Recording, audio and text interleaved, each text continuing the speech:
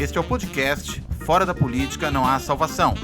A versão em áudio do canal do YouTube Fora da Política Não Há Salvação, produzido por mim, o cientista político Cláudio Couto. Olá! Este Fora da Política Não Há Salvação discute como é que o Brasil chega ao segundo turno das eleições municipais. Não qualquer Brasil, mas o Brasil de Bolsonaro, né? Esse Brasil aí que viveu há esses dias mesmo, voltou a dizer que não queria ser vacinado, porque não precisa, talvez em função do seu físico de atleta ou alguma coisa desse tipo, e mais, né? Entrando em conflito com os outros poderes, embora viva um momento de relativa calmaria, né? O presidente, depois da prisão do Queiroz na casa do Wassef, ele parece que se acalmou um pouquinho, e ao se acalmar um pouquinho, ele ficou mais recolhido, foi negociando com o Centrão, parece que está formando uma base aí, embora a gente não saiba muito bem até que ponto essa base vai, e sem partido, participou dessas eleições apoiando candidatos muito esparsos, né? Um aqui, outro ali. A maior parte deles se deu mal, os candidatos do bolsonarismo. E aí a questão é saber, afinal de contas, como é que o Brasil do Bolsonaro chega a esse segundo turno das eleições municipais. Para discutir isso, é o Fernando Abrúcio, da Fundação Getúlio Vargas. Bem-vindo, Fernando. E, por favor, fala para a gente aí como é que a gente chega nesse segundo turno das eleições municipais, nesse Brasil de Bolsonaro. Bom, eu acho que o Brasil chega primeiro com o antibolsonarismo crescendo. Acho que essa é a primeira característica, principalmente nas capitais e nas cidades grandes. Em 23 das 26 capitais, o bolsonarismo perdeu popularidade. O presidente Bolsonaro perdeu popularidade. Nas principais capitais do país, ele apoiou candidatos, ele teve derrotas. Não há nenhum candidato importante nas capitais que tenha tido um apoio extensivo, um apoio forte do Bolsonaro, que tenha ganho as eleições. Então, se você começa do Sul, começa lá de Porto Alegre, Florianópolis, Curitiba, São Paulo, Rio, você vai subindo e você vai vendo só derrotas do bolsonarismo. Tem um outro candidato, talvez o candidato mais bolsonarista hoje com chances em Rio Branco, no Acre, que tem chances, né? E tem boas chances de ganhar a eleição. Aliás, Belém, é uma das poucas capitais, uma das três. O de Belém, na verdade, ele tem fugido um pouco, às vezes, do argumento. Ele tem sido muito dúbio, né? O de Rio Branco gravou, no segundo turno, aquele famoso vídeo, né, com o Bolsonaro, em que o sujeito se sujeita a ficar ali do lado e o Bolsonaro falando as bobagens, né? Mas eu acho que Belém vai ser muito disputada a eleição, e vamos ver qual vai ser o resultado, né? Mas eu acho que a chance maior mesmo é em Rio Branco, mas o fato é que o antibolsonarismo está se enfraquecendo. Eu acho que esse é o ponto mais importante das eleições municipais. Certo. Agora, Fernando, uma coisa interessante, saiu esses dias uma pesquisa do Ibope que mostra, de maneira agregada, né, a avaliação do Bolsonaro em diversas capitais do Brasil. E aí é uma coisa interessante, que a gente vê que ele vai mal no centro-sul do país e no Nordeste, com uma ou outra exceção no caso do Nordeste, e ele vai bem no Centro-Oeste e no Norte do país. Acho que essa é a distribuição principal quando a gente olha essa apreciação das capitais. O que você acha que explica isso, né?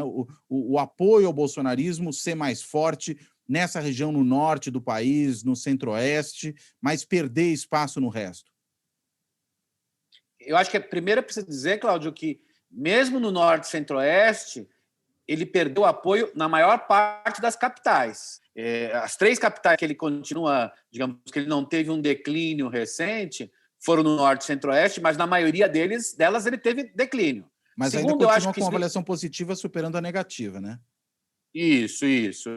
Mas acho que, primeiro, o Centro-Oeste se explica muito pelo resultado econômico do país, né? Ou seja, o Centro-Oeste é o lugar que mais cresce nesse momento, é o lugar, digamos, que foi menos afetado pela pandemia, digamos, esse triunfo do agrobusiness transformou essa região numa região mais de centro-direita, às vezes até direita, mas mesmo olhando os resultados do Centro-Oeste, é provável que o Bolsonaro perca em Goiânia, bem provável, na verdade, perder para um candidato que, inclusive, está no hospital, que é sensacional a ideia. Já perdeu em Campo Grande, não era o candidato dele, uma história sensacional. Já perdeu em Campo Grande e, assim, Cuiabá, a coisa está difícil. Então, assim, ser muito bolsonarista também não ajudou muito, não, nessas eleições. No Norte, é um dos lugares em que o impacto do auxílio emergencial é o lugar em que o impacto do auxílio emergencial foi mais forte, mais do que no Nordeste. Então, isso é uma coisa importante. Tem áreas de fronteira agrícola. Ele teve um desempenho muito melhor no Centro-Oeste, no Norte. No Centro-Oeste, muito por conta das razões econômicas. No Norte, tem muito a ver com a questão do impacto do auxílio emergencial. E ali o auxílio emergencial tem sido muito importante em todos os estados, mas também algumas características específicas, né? Rondônia e Acre são fronteiras agrícolas, são quase Centro-Oeste hoje, tem um impacto importante do bolsonarismo. Em Roraima, que é um estado muito pequeno em termos populacionais, o impacto maior é o papel das Forças Armadas hoje, por conta da questão venezuelana, tudo. Isso já vem desde o governo Temer, na verdade, então ali o governo federal tem sido bem avaliado. Nos outros lugares, o resultado não tem sido muito bom, né? Vamos ver o que vai acontecer agora no Amapá, né? Depois de todo esse apagão, mas acho que também vai ter perdas ali importantes. E no Amazonas e no Pará não é tão bom. Eu acho assim que, comparado a 2 meses atrás, o impacto do bolsonarismo, mesmo no Centro-Oeste, no Norte, já é menor.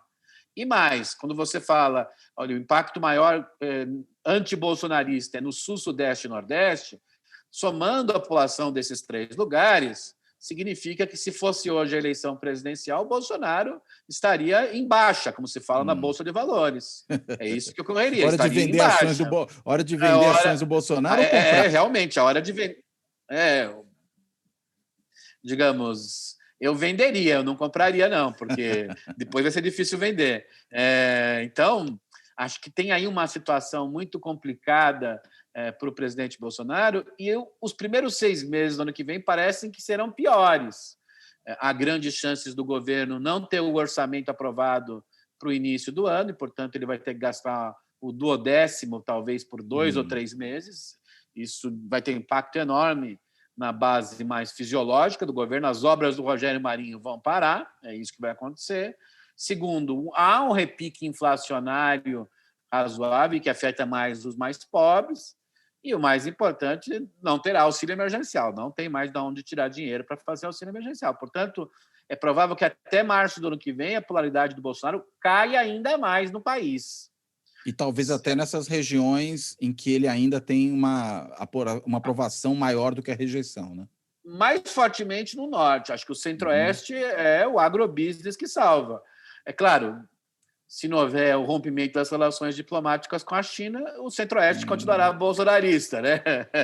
Mas, assim, eu, se fosse candidato do Centro-Oeste a governador contra o bolsonarismo, diria, ele vai derrubar nossas relações com a China. E isso teria um impacto brutal. E não tem muito como responder, né? Porque só burrada atrás de burrada nas relações com a China. É isso que tem acontecido regularmente. Então, eu acho que o antibolsonarismo está se construindo como aquilo que foi o antipetismo em 2018. Ou seja, como dizem os americanos, é um mood, né? Uma tendência, né? Um clima de opinião antibolsonarista vai ser muito forte. Em São Paulo, o bom e ótimo do Bolsonaro chegou a 17%. E, se piorar a situação, vai chegar a níveis de Temer. Então, eu acho que a tendência é cair cada vez mais no Sul, Sudeste e Nordeste. E aí, acho que esse mood antibolsonarista vai ser tão forte ou mais do que foi o mood petista na campanha de 2018. E aí eu acho que é isso. As eleições municipais, elas são importantes não porque elas vão espelhar completamente as eleições presidenciais, e não vão por 3 razões. Primeiro, porque tem muito tempo pela frente, são 2 anos. Segundo, uma coisa é falar que o antibolsonarismo está fraco, outra é saber quem são os jogadores. E os jogadores o jogo ainda está, digamos, vai demorar um tempo para ser definido. E terceiro, e acho que também é muito importante para dizer, não pode ser igual a 2020, 2022, o fato que é verdade, os eleitores estão votando em eleições municipais, estão olhando para os seus atores. Mas o que as eleições municipais trazem de importante para as eleições daqui a 2 anos são 2 coisas, o que os estudos empíricos já mostram. Uma, você comentou recentemente no seu último programa, há vários estudos empíricos, né? O estudo do Nelson Rojas, o estudo do Ciro, do Jorge e do Léo, que mostram o quê? Que as eleições municipais ajudam a entender o que vão ser as eleições congressuais. Então, elas têm um impacto importante e mostram que as eleições congressuais ainda vão, se a gente seguir mais ou menos a tendência, o centro e a centro-direita têm uma força muito grande no interiorzão do Brasil, no Brasil afora. É isso. O que não é muito diferente, né, Cláudio, dos últimos 20 anos. Sim. Eles conseguem construir isso. Agora, com quem eles vão ficar para candidato a presidente? Se a gente olhar as últimas eleições, eles já ficaram com todo mundo, né? Já namoraram com todo mundo. Mas tem uma segunda coisa que também tem sido mostrada em alguns estudos, que é a construção de certas tendências, né? Esse que eu estou chamando de um mood eleitoral. A eleição de 2018 foi muito alimentada pelo mood eleitoral das eleições de 2016, que era antissistema, sou gestor, não sou político, todo um discurso de medo, né? Estão roubando a gente, estão fazendo tal coisa. Há um discurso muito vinculado à questão da corrupção. Eu acho que o mood de 2020, que vai chegar a 2022, é diferente do mood de 2016. É um mood que eu diria que primeiro é antibolsonarista, muito contrário às principais coisas do antibolsonarismo, ou seja, a um alto grau de polarização, às bobagens negacionistas na ciência, no meio ambiente, a questão ambiental vai ficar muito forte. Então, esse um mood também antibolsonarista contra a própria figura do Bolsonaro, ela está se desgastando, está derretendo muito fortemente. Mas eu acho que o segundo mood muito importante é o mood da desigualdade.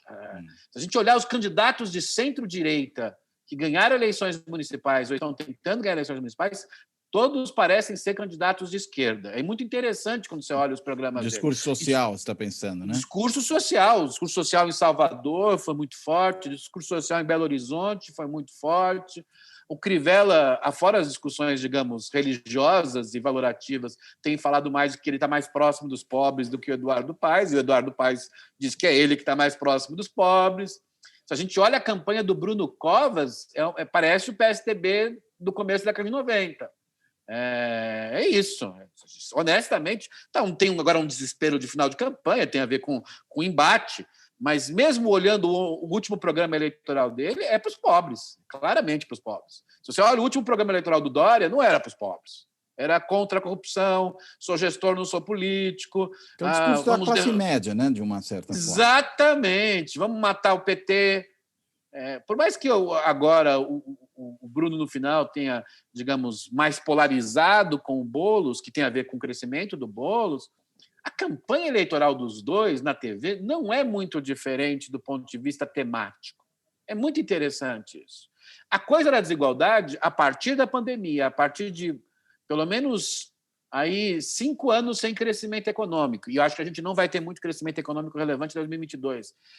O crescimento, digamos, de uma série de movimentos urbanos vinculados à desigualdade na questão racial, de gênero.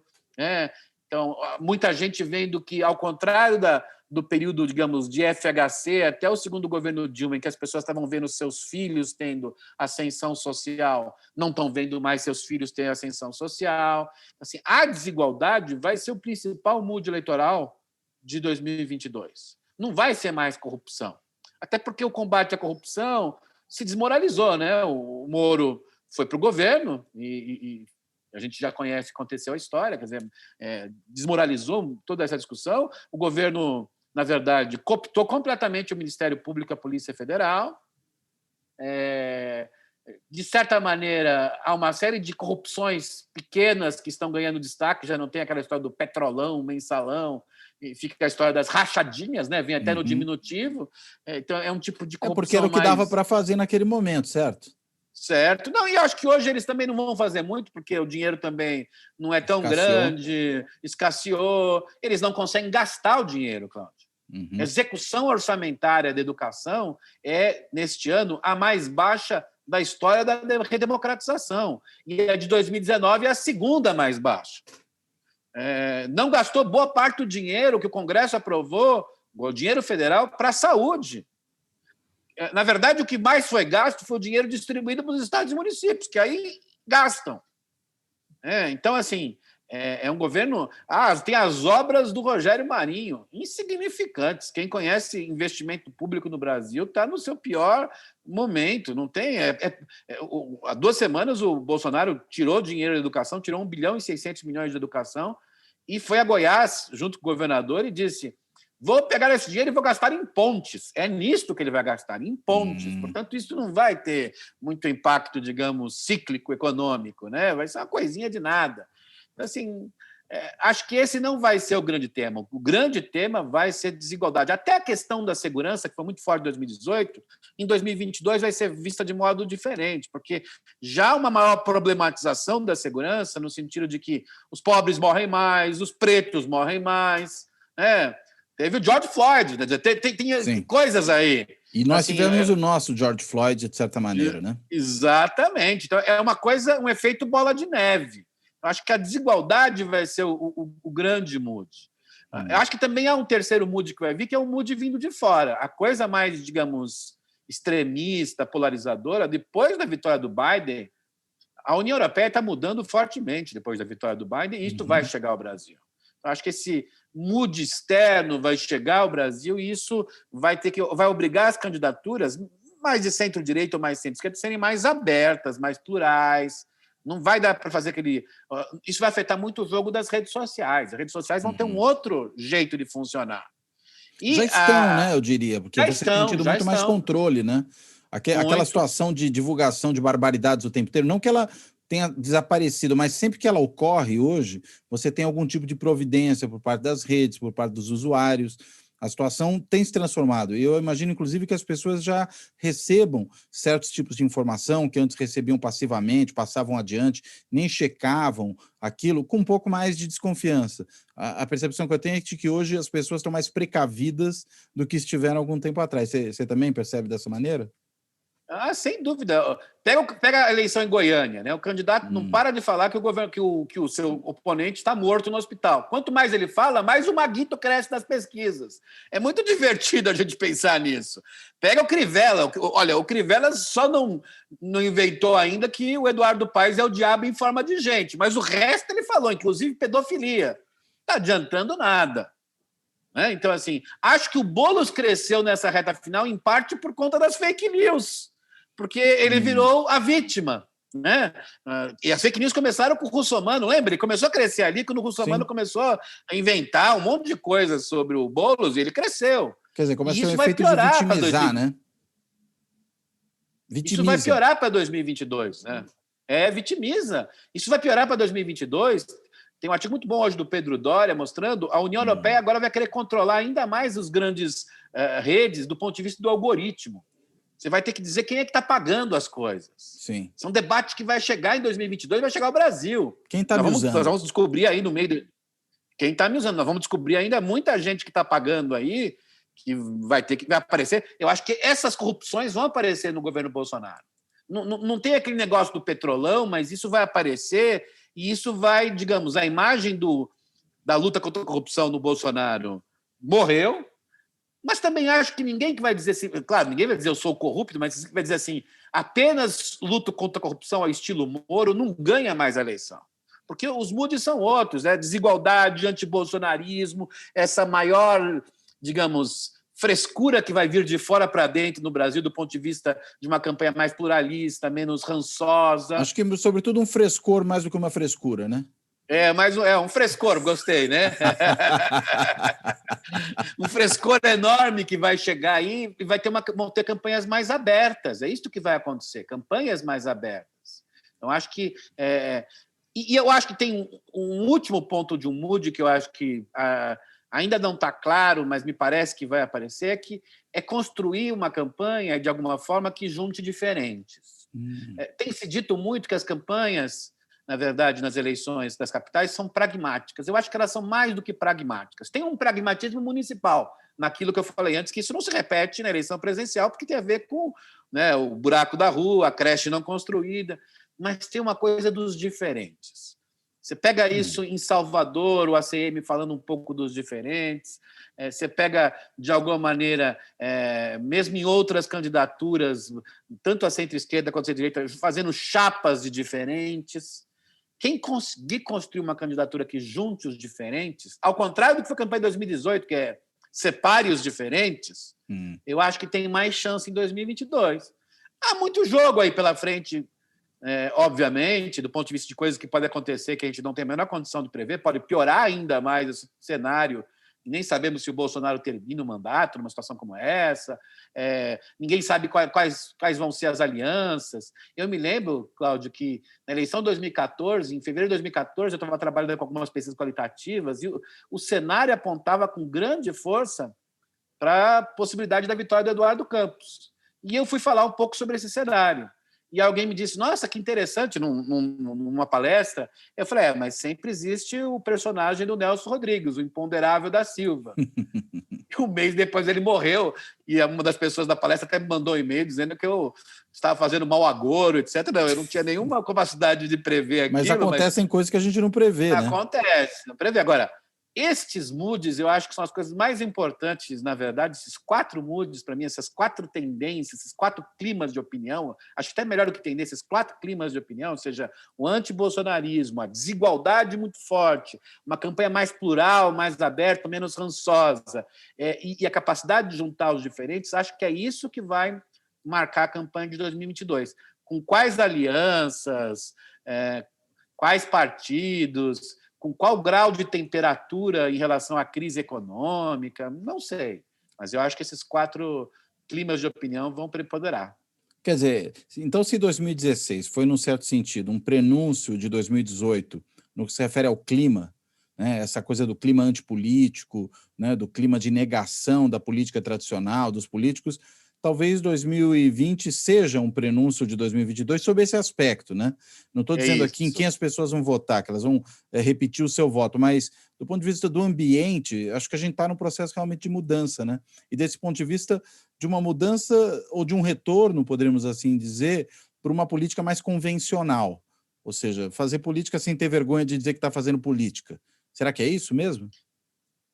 Eu acho que assim fazer uma política menos antissistêmica. Eu acho que é esse o ponto. Eu acho que em 2022 até tem chance para você fazer algum tipo de discurso outsider no sentido de ir contra a ordem vigente. Assim, olha, a desigualdade está muito grande. Por exemplo, a esquerda, você fala assim, olha, a coisa do racismo é muito forte.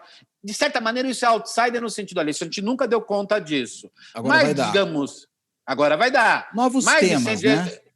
Novos temas, pode ser um pouco outsider no sentido, olha, precisamos mudar tal ou qual grupo político e trazer outro grupo político. Dória, quando ganhou a eleição, não disse que estava trazendo outro grupo político, disse que está trazendo alguém que não era político. Sim, é diferente. É bem diferente. Assim, a gente olhar assim, o mais outsider falado hoje em dia, por exemplo, o Luciano Huck, não há gente mais cercada de político hoje do que ele. É o contrário do Dória construído em 2016 ou mais ainda do Bolsonaro em 2018. Agora, olha quem a questão é a saber se o entourage eleitorado do Huck, né? A questão é saber se o eleitorado vai percebê-lo dessa maneira, né? Se o trunfo dele... Porque assim como o Bolsonaro foi percebido como outsider, sem ser, de fato, né, eu prefiro definir sempre o Bolsonaro como marginal. Ou seja, ele, na realidade, um cara com 7 mandatos nas costas, toda a família na política, é difícil classificar esse cara exatamente como outsider, né? Mas como ele sempre foi um político marginal, ele conseguiu incorporar o discurso antissistema de uma forma que convenceu muita gente de que ele ia mudar tudo, virar o mundo de pernas para o ar. E talvez o Huck se beneficiasse mais dessa condição de alguém que chega de fora em 2018 do que pode se beneficiar em 2022.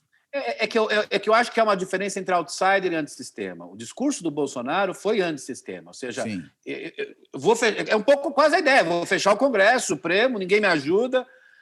Se você pega discursos do Ciro, do Luciano Huck, por exemplo, ou do Flávio Dino, ou do Rodrigo Maia, pega o discurso de todos eles falam em continuidades de políticas públicas. Veja, o Ciro tem brigas hoje fortes com o PT, mas ele não vai dizer que vai ser contrário ao Bolsa Família, de jeito nenhum. Ele diz que, quando você vê o discurso do Ciro, ele diz, olha, vou continuar muitas coisas do governo petista. Eu estou brigado com o que aconteceu com o petismo a partir de tal ponto. Se você pega o discurso do Luciano Huck, ele fala, olha, o governo Fernando Henrique acertou nisso, o governo Lula acertou nisso. Ele fala isso.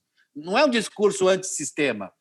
É mais outsider, na verdade, no sentido de trazer temas novos, de ser uma cara nova. Mas, repito, olha a entourage do Bolsonaro em 2018. Era um bando de desconhecidos. Lumpen, olha a entouragem de lumpen mesmo. É lumpen zinato político.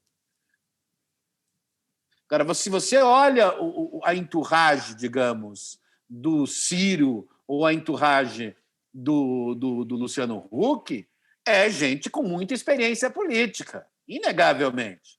Né? Porque muitas vezes também se fala, o próprio Ciro, como é um discurso, às vezes, ele é mais inflamado, tal. Nossa, o mercado, por exemplo, ai, que medo, Ciro, tal.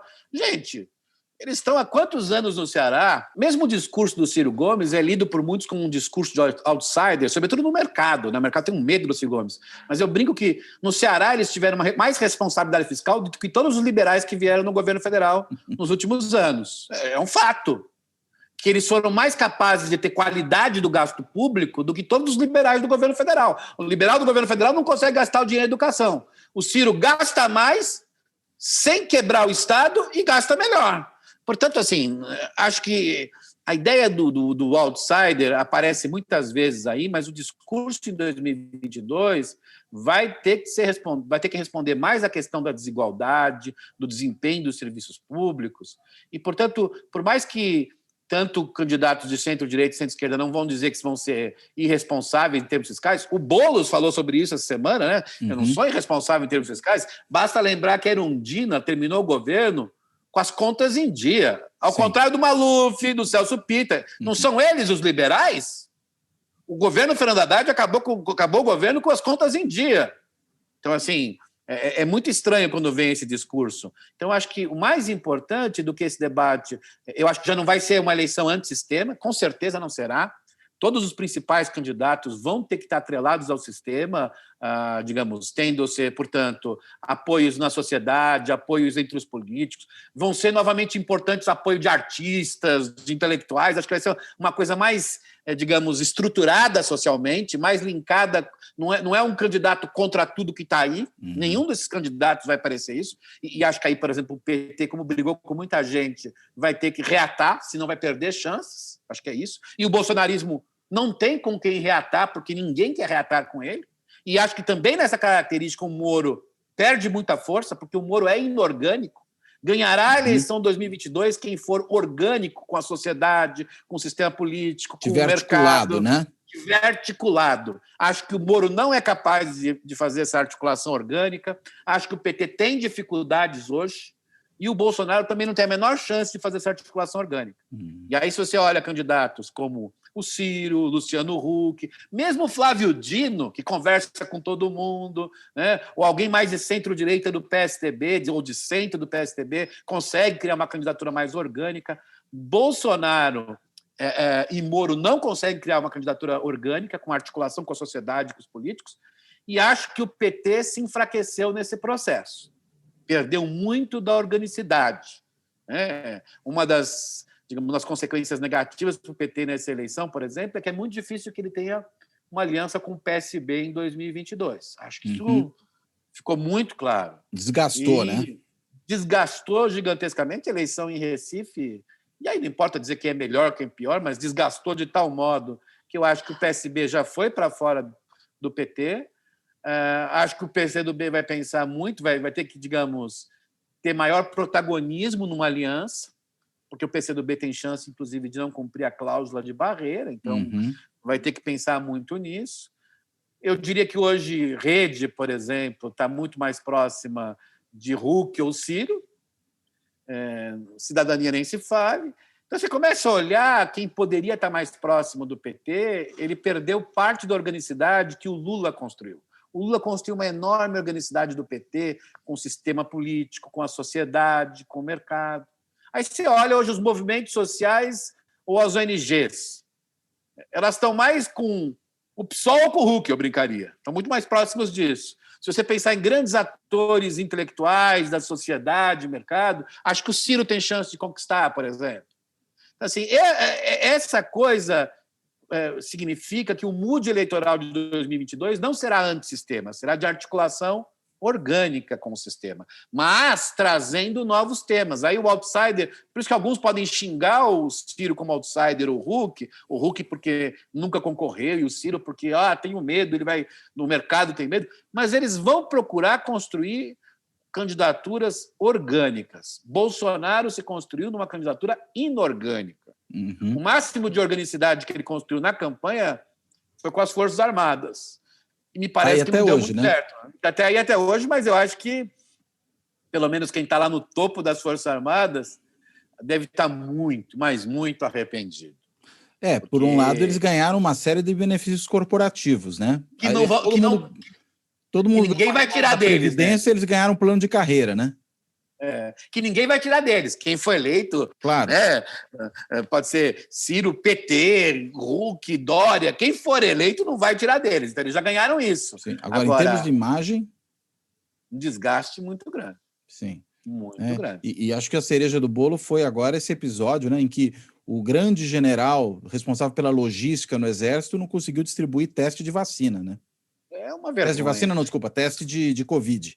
Né? Quando COVID, você tem uma situação desse tipo, quer dizer, que raio de... Se esse é o cara que sabe de logística, imagina os que não sabem, né? E do que eles sabem, afinal de contas? Então, quando a gente fala em organicidade, Cláudio, eu até incluiria uma organicidade técnica, no sentido de tem que apresentar... Não é posto Ipiranga. Não vai ser mais posto Ipiranga. A ideia do posto Ipiranga é uma candidatura inorgânica. Sim. É apresentar um conjunto de pessoas que representem certas ideias, sociedade. Gente, até você olha a campanha do Bolo e do Covas, ambos fizeram isso. Olha, esses aqui são os caras que me apoiam, disse o Covas. Né? Experientes, pragmáticos. Aí o Boulos, no dia seguinte, mostrou a minha equipe aqui.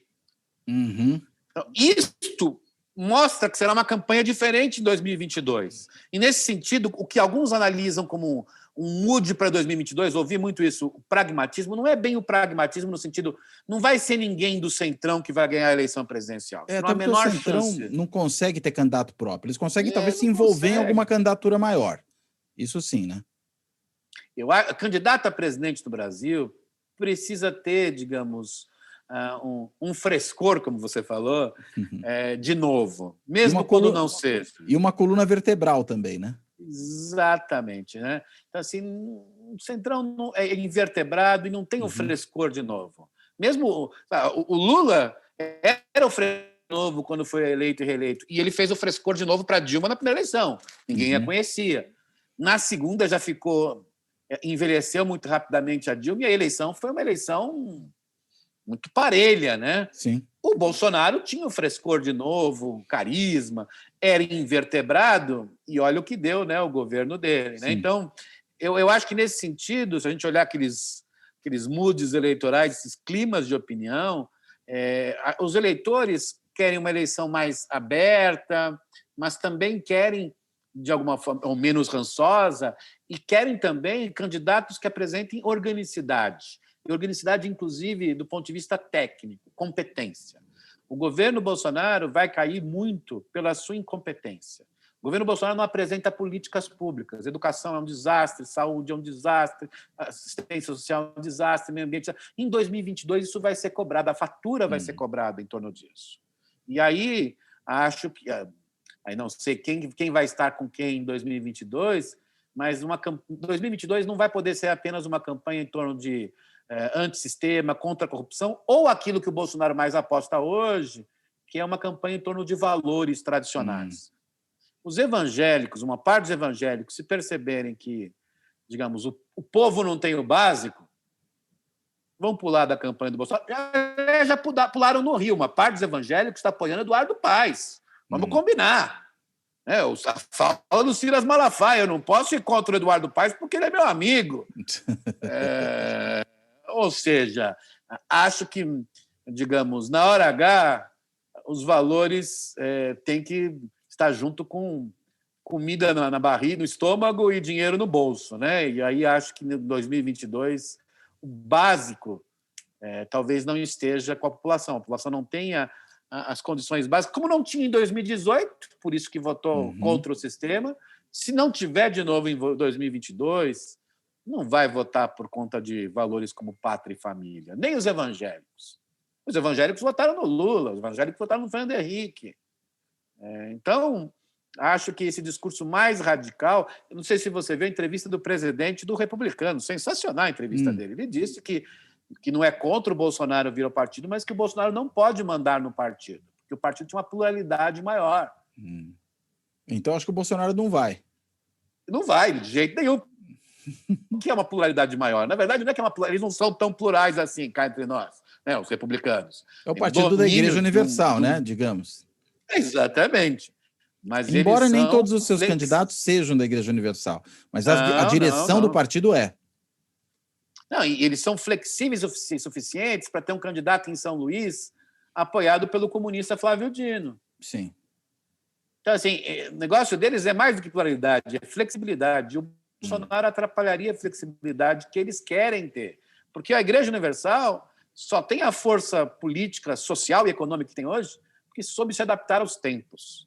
Claro que não vai a partir de amanhã defender valores contrários à sua visão cristã, mas pode colocar alguns desses valores em segundo plano, se necessário for, para aumentar a sua força e angariar o apoio dos seus fiéis. Muito bom. E o Republicanos, é bom lembrar, foi um dos que mais cresceu nessas eleições municipais, né?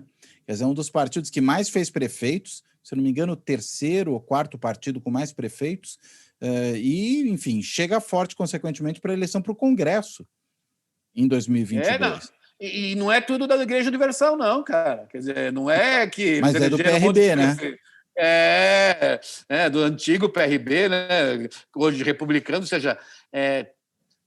as pessoas se esquecem, o Zé Alencar foi do PRB. Do PRB, e foi vice do Lula, estando no PRB, né?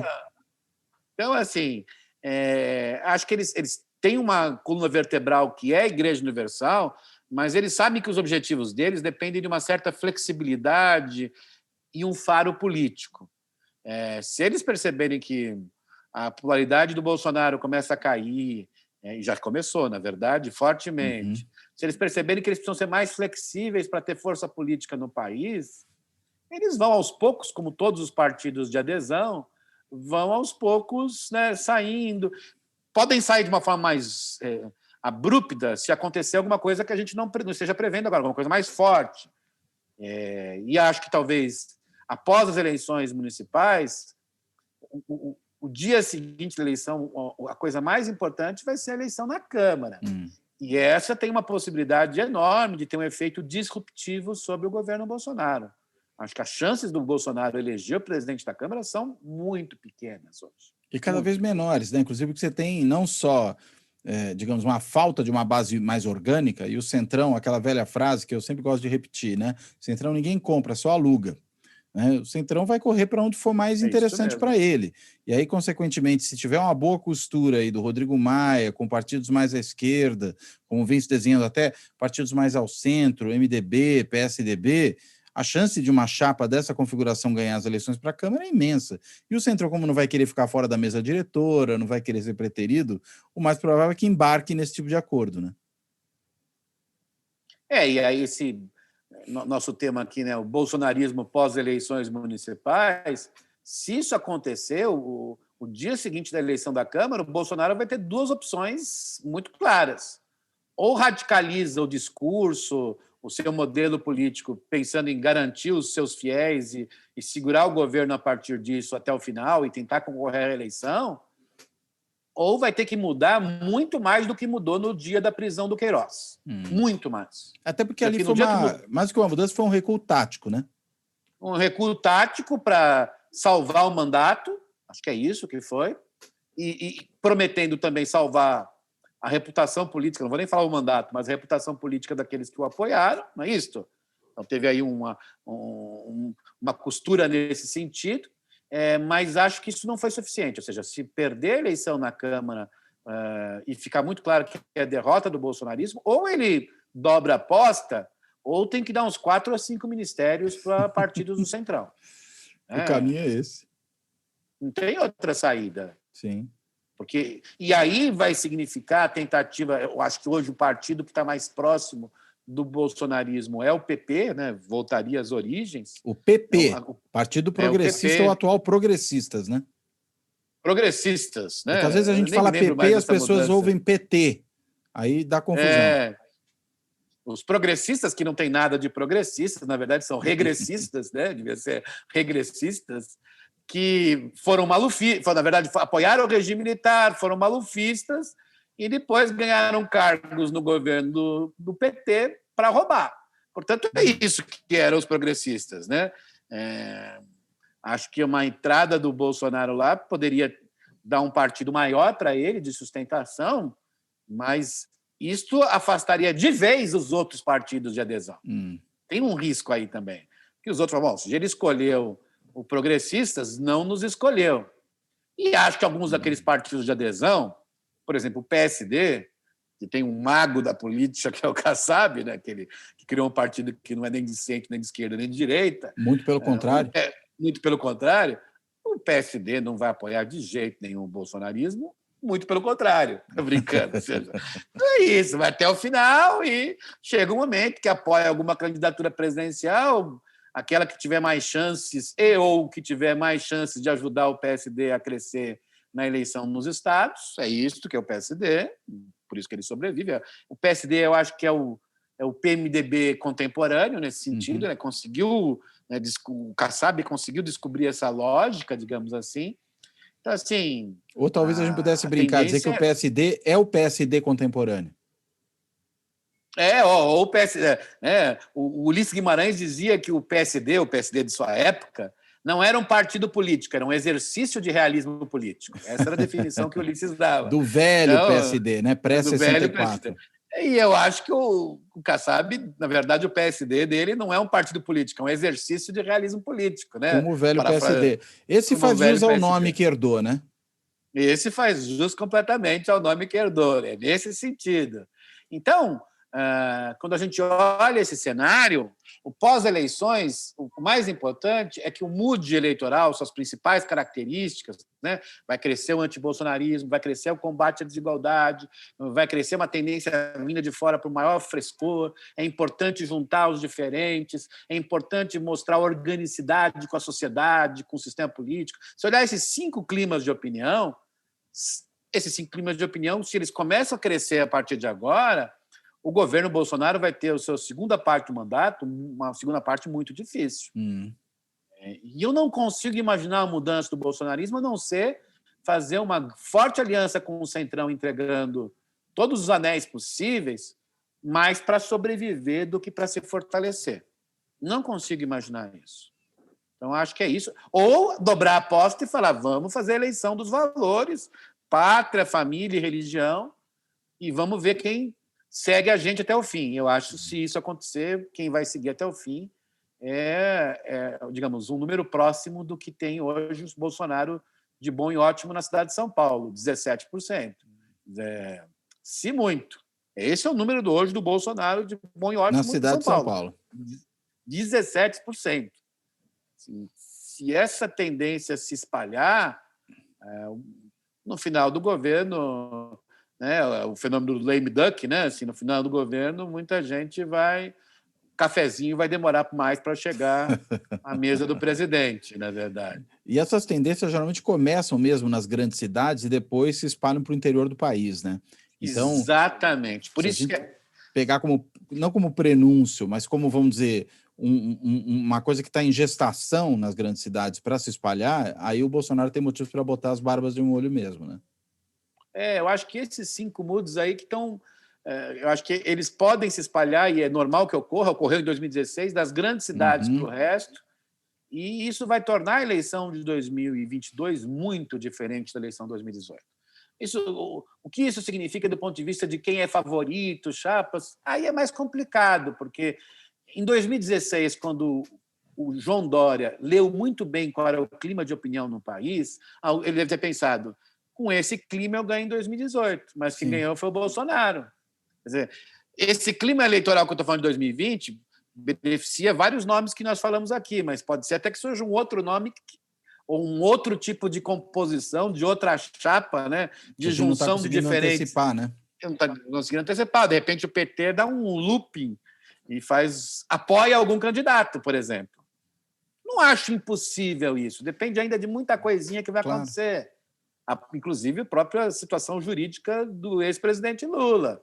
E o fato do PT hoje está bem menor do que era. Então, aquela capacidade de exercer hegemonia, como fez no passado, é muito menor. Não só porque está menor nos municípios, mas também porque não tem um candidato à presidência da República óbvio, forte, competitivo, como foi o Lula em várias eleições. Então, nesse sentido, quer dizer, quem é o favorito, quais serão as alianças, como é que vai ser...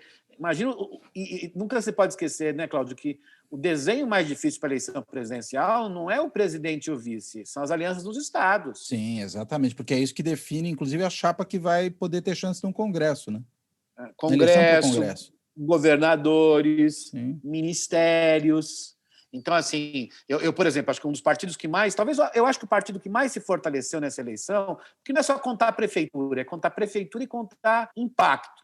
Sim. Foi o DEM.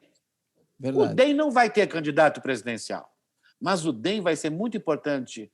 Pode ser um vice, mas você acha mais que do nem que o isso, vai ser ACM muito Neto pode se importante. credenciar isso? A ACM Neto é candidato a governador da Bahia. Aí Isso. é mais seguro, né? Não só mais seguro, porque na Bahia ainda é um dos estados em que o PT, e não é só graças ao lulismo, claro que parte é, mas graças à boa popularidade dos seus governadores, isso a ACM Neto admite, inclusive, né, os governadores da Bahia continuam sempre petistas com boa popularidade, é um lugar em que o ACM Neto não pode estar de jeito nenhum casado com o bolsonarismo. De jeito nenhum. Não tem como. Não pode. Fazer uma candidatura solo anti-bolsonarista do ACM Neto não é tão simples, é muito mais difícil. Eu acho que o DEM está mais preocupado em ter mais governadores em 2022, ter mais deputados e senadores e ter maior participação no governo. Maior participação no governo. Acho que é isso que é o ponto central, digamos, da campanha do DEM. Como o PSD, o Kassab também falou vários nomes. Engraçado que ele não falou do Calil, né? Que eu acho que do PSD é o que tem mais cara de candidato a presidente. Tem cara de candidato a presidente. Citou nomes que não tem cara de candidato a presidente, tem cara de candidato a deputado e senador. O Calil tem cara de candidato. Agora, como você falou, o Calil é uma raposa, né? O Calil não, o Kassab. Talvez ele queira justamente distrair um pouco a atenção. Né? Eu acho que ele fez isso mesmo, eu concordo contigo. Acho que ele quis. Eles têm um cara que tem. O Calil tem mais cara a candidato a presidente do que o ACM Neto. Certeza absoluta. Minas é o estado que tem mais a cara da combinação do Brasil, ou seja, ele tem coisas sudestinas, nordestinas. Ele poderia ser uma surpresa, não acho absurdo. Mas aí o PSD tem que estar muito casado com outras coisas. Eu acho que a escolha mais óbvia do PSD é ser muito forte na eleição, como o DEM, nos estados, no Senado, na Câmara. Mas engraçado que o PSD tem uma carta ali que o DEM não tem, que é o Calil. Porque se Luciano Huck concorrer, por exemplo, que tem conversado muito com o Rodrigo Maia, ele, acho que concorreria pelo Cidadania. Rodrigo Maia tem conversado muito com o Ciro. Acho difícil o Ciro ser vice de alguém do DEM. Não me parece isso provável. O DEM dar o vice, ou o que o Ciro fez, o PDT apoiou muitos candidatos do DEM no Brasil. As pessoas não estão olhando para isso. De alguma maneira está criando boas relações aí, né? Isso faz sentido. Agora, o PSD tem lá uma surpresa. Eu acho que o Calil tem uma cara de candidato presidencial interessante, mas talvez ele imagine que seja melhor primeiro galgar o governo do Estado, e aí acho que se ele concorre ao governo do Estado, supondo que os próximos 2 anos sejam mais ou menos parecidos com os seus primeiros 4 anos, nem melhores nem piores, ele ganha a eleição do Zema facilmente, que foi uma nulidade na campanha estadual de Minas Gerais, uma nulidade.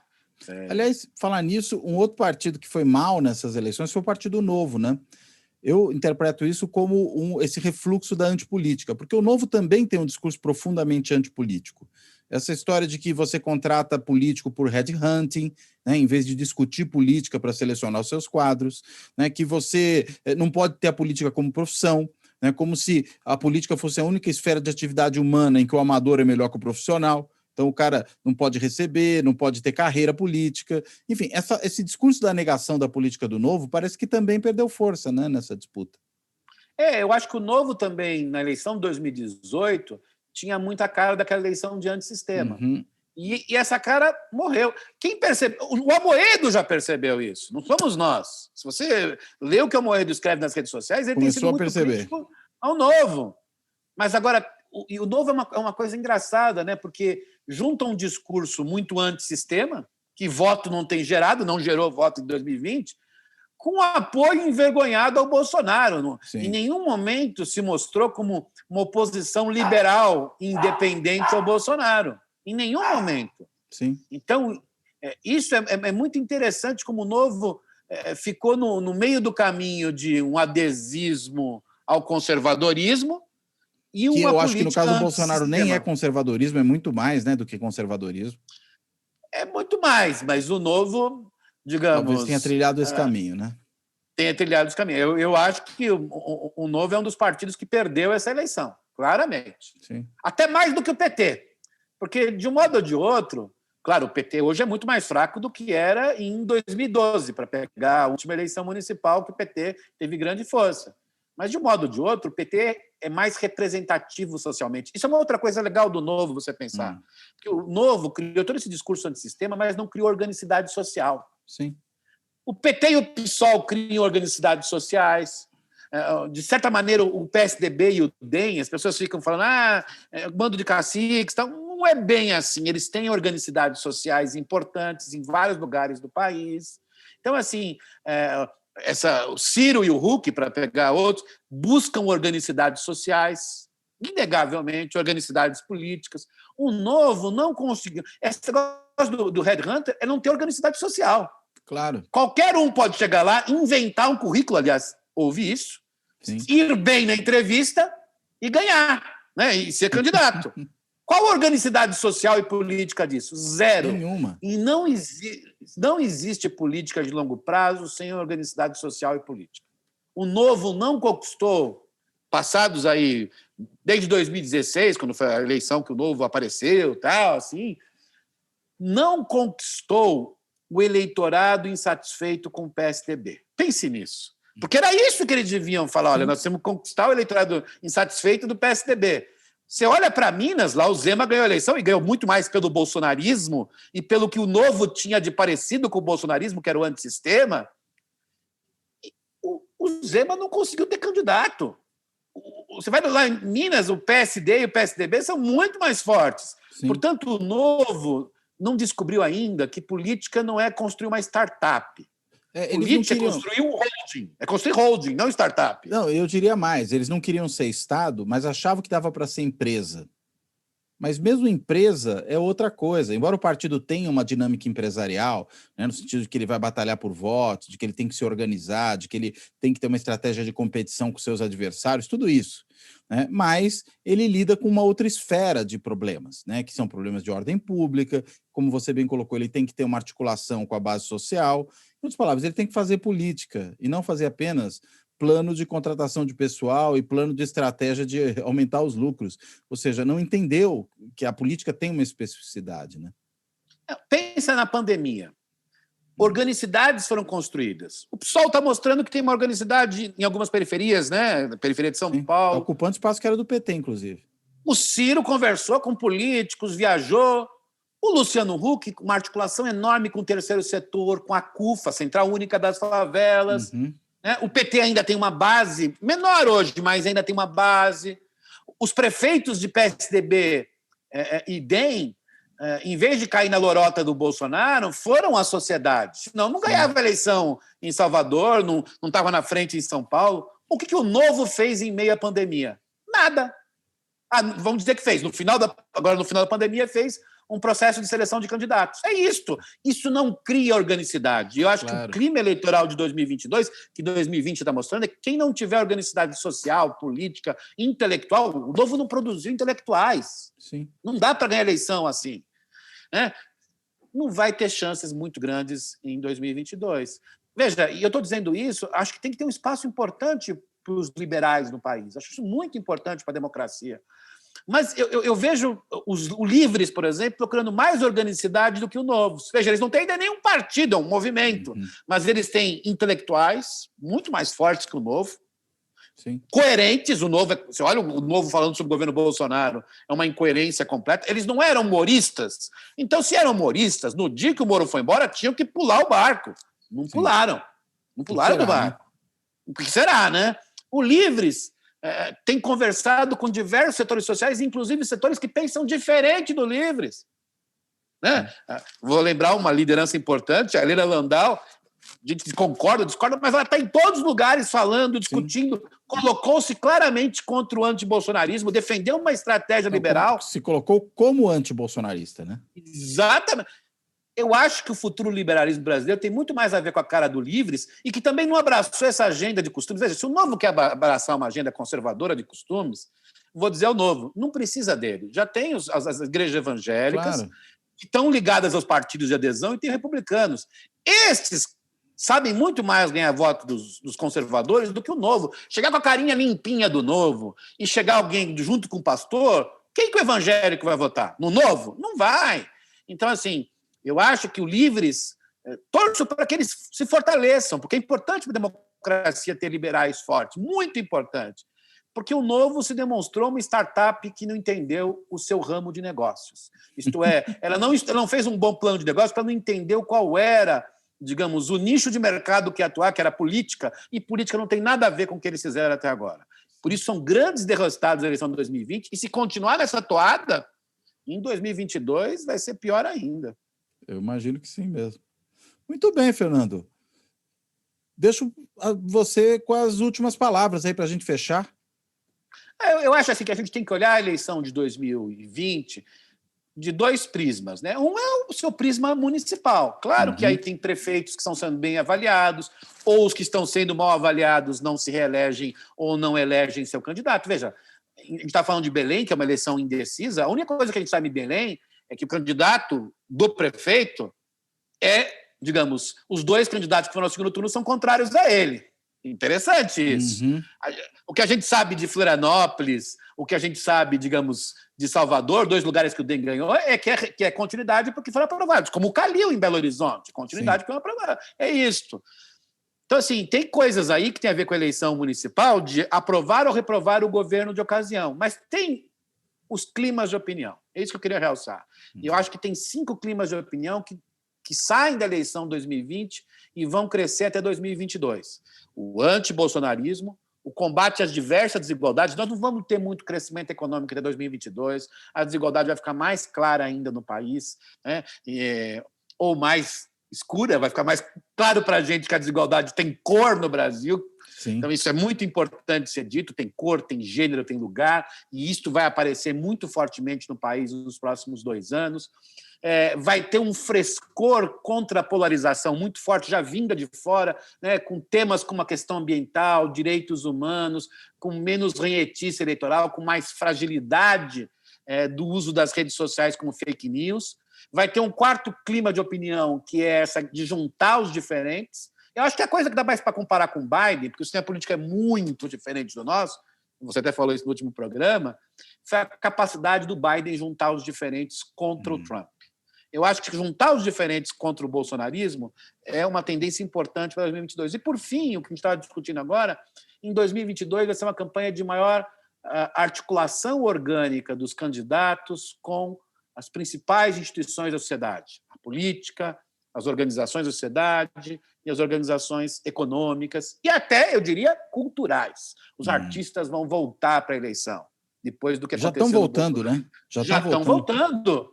Se você olhar a campanha municipal 2020, tem mais artistas na campanha do que tinha em 2018. Verdade. Isso é interessantíssimo. E não é por nenhuma proibição eleitoral, é que eles perceberam que não dá para ficar parado. Claro. Não vai ter mais aqueles artistas moita. Eu acho até que no sertanejo vai aparecer gente falando. Eles nunca falam, vai aparecer. Então, assim, você vai... Assim, ou quando aparece geralmente apoiando o Bolsonaro, né? Mas agora cada vez menos, inclusive, né? E se você pensar que apoiaram o Bolsonaro, mas era uma minoria, a maioria ficou silenciosa. Eu acho que vão começar a falar mais. Capaz.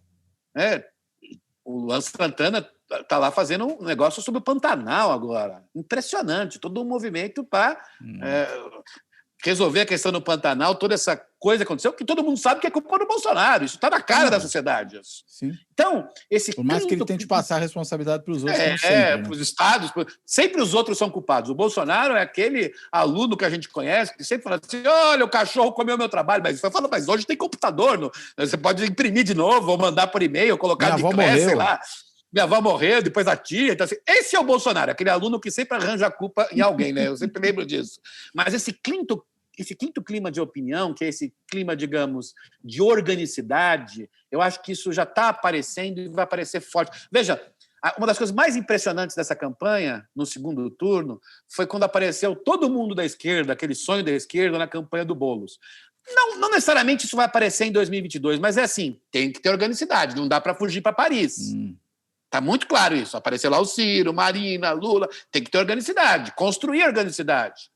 E você olha o Luciano Huck conversando com diversos setores, né? O Rodrigo Maia, todo mundo. Né? O Rodrigo Maia virou um herói de boa parte digamos, da centro-direita à centro-esquerda, porque ele garantiu a governabilidade contra as maluquices do Bolsonaro. É provável que o candidato do Rodrigo Maia seja votado maciçamente pela esquerda na eleição da Câmara. Portanto, a questão da organicidade política, social, econômica e cultural vai ser um clima de opinião de 2022. Isso já começou agora. Então, eu acho que, sim, terminando, a eleição de 2020 tem suas questões municipais de aprovação e reprovação dos governos, mas ela já antecipou 5 climas de opinião que eu acho que vão aparecer em 2022, do mesmo modo que os climas de opinião de 2016 apareceram em 2018. E isso vai significar, provavelmente, que nos próximos 2 anos a briga vai estar, a briga no sentido, a briga política, a luta, ou seja, a organização política vai estar em torno desses 5 climas eleitorais. E olhando para esses 5 Vamos recapitular quais são os 5 climas, só para fechar, então? Contra o antibolsonarismo, a luta contra as diversas formas... Antibolsonarismo, não é contra o antibolsonarismo. Desculpe-me, estou voltando. Os 5 climas de opinião são o antibolsonarismo, a luta contra a desigualdade, as diversas formas de desigualdade que ficaram mais patentes com a pandemia e continuarão patentes até 2022. O Brasil não dará um grande salto econômico. Uma campanha, uma política com maior frescor, menos ranzinza, menos rançosa, menos polarizada, menos crente em fake news. Isso virá de fora para dentro. Acho que essa mudança nos Estados Unidos vai ter um impacto muito grande contra as extremas direitas pelo mundo afora. Um quarto ponto aí, que é importantíssimo também, que é juntar os diferentes. Acho que esse é um outro clima de opinião que vai ficar cada vez mais forte. Diversidade. Pluralismo. Diversidade, pluralismo. Ciro precisa de alguém um pouco mais à direita do que ele. Huck talvez mais à esquerda. Uma candidatura, digamos, que junte PSB, ou PCdoB, ou PT, tem que ter alguém um pouco mais à direita. Uma candidatura do Dória tem que ter alguém um pouco mais à esquerda. Questão de gênero, questão racial, questão regional. Juntar os diferentes vai ser fundamental. E o quinto clima de opinião vai ser um clima de opinião de maior organicidade. Passado esse caos da pandemia, o que se descobriu? Que o que dá certo é junção de esforços, competência, articular-se com os grupos, articular-se politicamente, economicamente, socialmente, culturalmente. Portanto, o antissistema, que foi o principal mood da eleição de 2018, foi enterrado. Vai vir um mood... Enterrado ou ele só perdeu força? E eu acho que ele perdeu uma força gigantesca. Claro que ele vai ter ainda um eleitorado importante, mas não será o clima de opinião hegemônico. O clima de opinião hegemônico vai ser pela organicidade, pela articulação orgânica dos diversos polos da sociedade. Não será um salvador da pátria a melhor forma de ganhar a eleição. A melhor forma de ganhar a eleição pode até ser um pouco outsider. Eu brinquei que o Ciro ou o Huck às vezes parecem outsiders, de certa maneira, ou um cara como o Calil poderia parecer um certo outsider, mas só vão ter sucesso se tiverem um pouquinho de outsider, mas organicamente construídos, com partidos políticos, com setores sociais, né, ONGs, movimentos sociais, com setores econômicos e com a própria cultura do país, que talvez tenha sido um dos maiores efeitos do bolsonarismo, ter trazido de volta a ideia de que nossa cultura é muito rica e não pode ficar à mercê de um governo obscurantista. Eu acho que isso ficou muito forte, mesmo em setores culturais que eram antipetistas e que ficaram calados, agora não ficarão mais calados. Então, acho que esse quinto clima de opinião, esse clima de opinião pela articulação orgânica entre os diversos setores, vai ser hegemônico, e o clima de antissistema, claro que sempre haverá, mas vai ficar do tamanho que teve no Brasil depois do impeachment do Collor, ou seja, um tamanho de... no seu maior momento, um tamanho de Enéas na eleição de 94 e depois no tamanho de cacarecos candidatos por aí afora. Tiriricas. Eu acho que esses tiriricas por aí afora. Para a eleição presidencial, o antissistema não será hegemônico, será bem mais fraco, e a ideia de articulação sistêmica, né, de setores políticos, sociais, econômicos e culturais vai ser fundamental para quem quiser ganhar a eleição presidencial em 2022. Muito bom. Excelente, Fernando. Eu Pode falar, pode falar. Eu ia falar, só que eu falei mais para ajudar a edição, né? Como a gente teve... Não, mas não tem problema. Tivemos pequenos problemas técnicos aqui. Mas para ajudar a edição. Muito bom. Eu geralmente não falo muito, mas hoje eu quis ajudar a edição, eu falei um pouco mais. Não, a gente sabe disso. Todo mundo que te conhece sabe que você assim, é um cara super conciso e prolixidade não é com você mesmo. Isso a gente sabe disso. Mas eu quero agradecer, mas genialidade é. Então eu quero agradecer ao Fernando por essa participação super interessante e de grande qualidade nesse Fora da Política Não Há Salvação, que vem antes aí do segundo turno das eleições, tentando saber, afinal de contas, né, qual é o Brasil que chega ao segundo turno das eleições em 2020. E aí, claro, o que a gente pode esperar para 2022. Mas eu só tentei não fazer previsões sobre o segundo turno, porque a gente está gravando antes das eleições, tá? Exato. Se a gente gravasse depois, você poderia fazer as previsões, depois a gente fala que você acertou todas. Exatamente, aí seria ótimo. Porque eu acho que tem eleições como Recife, Belém, e em menor medida, mas ainda São Paulo, que é melhor na sexta-feira dizer só de tendências e não de quem vai ganhar. Eu acho mais sensato. A minha expectativa para São Paulo é que o que vai decidir o voto em São Paulo é a abstenção eleitoral. Eu concordo. O não comparecimento. É isso que vai acabar decidindo a eleição em São Paulo. Eu concordo, mas a gente não sabe o número ainda, então eu fico... Claro.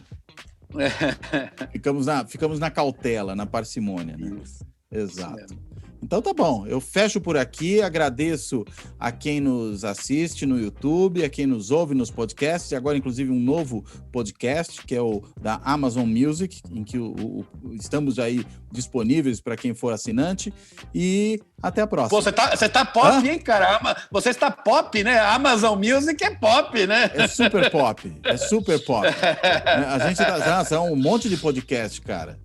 O negócio tá ficando forte. Mas a Amazon Music é muito pop, cara. Assim vai longe. Tá bom. Então agora a gente fecha. Eu não sei se o Fernando vai me deixar encerrar dessa vez. Eu vou tentar encerrar dessa vez. Então, agradecemos a quem fica, quem nos ouve no podcast, quem nos assiste no YouTube. Até a próxima.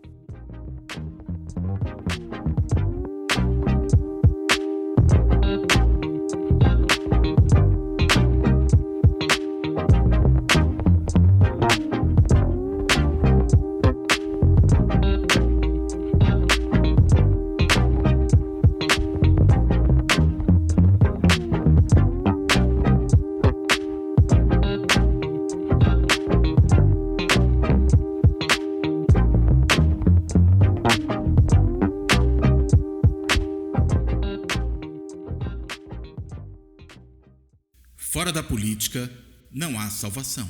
Um podcast para discutir política. Também disponível no canal do YouTube.